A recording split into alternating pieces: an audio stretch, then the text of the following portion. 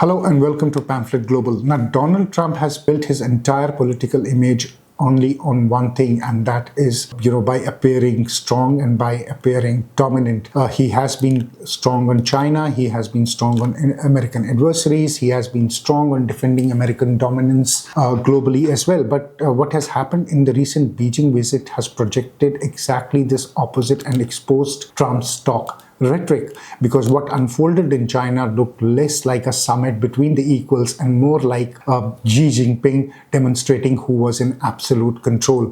From the very beginning, Beijing has controlled the optics, the messaging, and the atmosphere of the summit. Chinese state media, including the Global Times, called the summit a restrained meeting between the two nations and reported it in a very dismissive terms, not as any major breakthrough, but as a managed engagement with a rival that China increasingly sees as weakened. Then came the optics that immediately grabbed attention worldwide as well, because during that bilateral talks, Trump appeared to be seated slightly lower than Xi Jinping.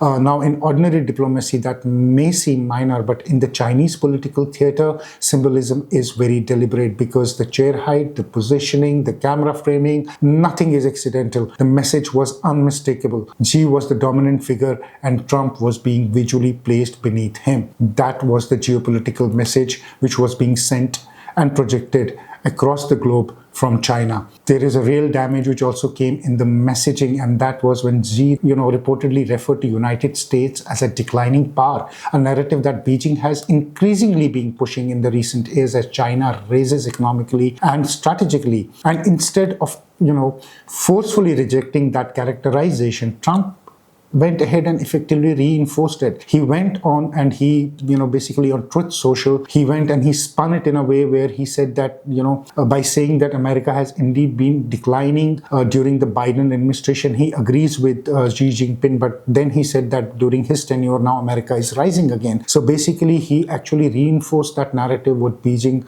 publicly, or Beijing wanted to convey to the US and to the world.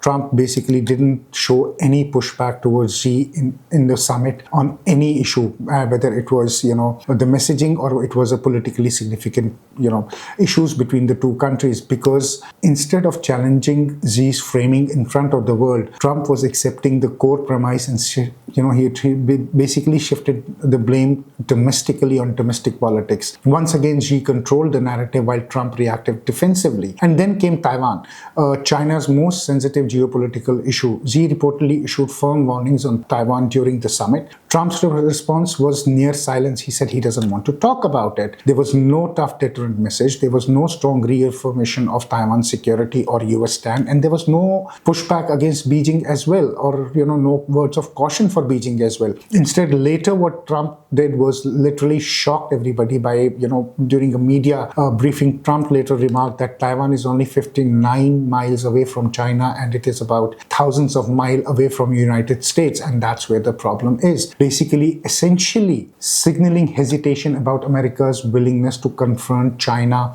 directly and militarily. Now, for Beijing, that statement was a straight strategic gift, because China's long-term goal is not only military pressure on Taiwan, it is also about psychological pressure by weakening the confidence in America's commitment to defend to its allies. And Trump has basically given this to the Chinese on a platter. And Trump also publicly fed that narrative. Now, let's look at the contrast in the rhetoric made the optics even more striking. Trump aggressively calls Venezuela's Nicolas Maduro as a dictator. He has called Iranian leadership as an evil regime who should be dismantled. He attacks weaker adversaries with a lot of confidence and with a lot of bluster. But standing up, on an aircraft, and when he was asked a question by journalists saying that, do you see Xi Jinping as a dictator? Trump was very, very restrained and he was very cautious. When asked this question directly, he even avoided calling Xi a dictator. He said that, Trump, I respect President Xi, and we have what we have, and we have to work with whomever we have to work with. He's the president of China, and I respect that. He said he doesn't agree that Xi is a dictator. Now, that effectively was again a very constrained messaging from Trump towards China. It seemed like he didn't want want to annoy China on any of the points that the Chinese were holding on this summit. Now, this contrast has also exposed the central criticism that is emerging from his visit, because Trump's projected toughness towards weaker states but caution towards the real power capable of challenging America directly. And that is the question which is being increasingly asked today. And throughout this summit, Xi looked completely in control. There were no visible concessions from China. There was no strategic win for Washington. There was no trade deal which was, basically signed or declared between the two nations. There was no indication that, Beijing felt pressured at all with Trump's latest visit, whether it was on Iran or whether it was on Taiwan. Beijing held its bargain. I would not call it a bargain. I would say Beijing held its nerve pretty steady and steely, while Trump was seen fluttering and flattering at the same time.